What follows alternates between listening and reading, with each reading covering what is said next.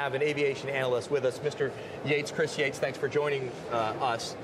Let's skip to the chase. The most important question is the body scanners that they have at this airport.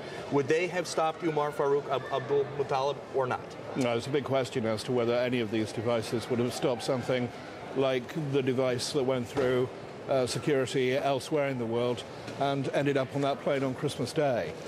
So quite possibly it could have, but it depends very much on where a device such as this is placed on the body as to whether these sorts of equipment can actually detect such a device. A lot of people obviously haven't been through these body scanners yet.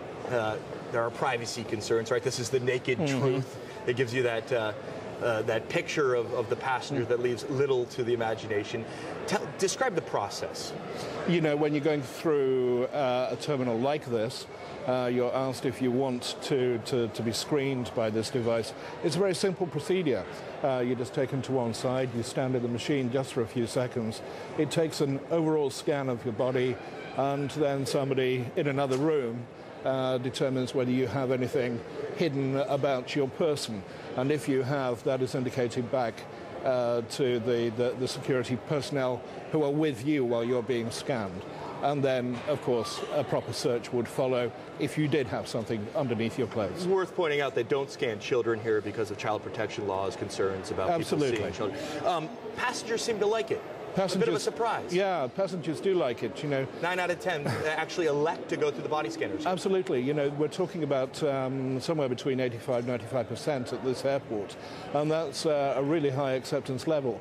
We're led to believe that not an awful lot of people accept this sort of screening because of those privacy issues. But talk to anybody here, and most people will say, yeah, it's great. After December 25th, investors really moved in and bought shares in the companies that produce these scanners in big numbers. But you think that actually the market for these scanners may not be as big as some people think. Tell me about that. Well, it very much depends on the way that the EU move now in terms of the privacy issues associated with these sorts of threats.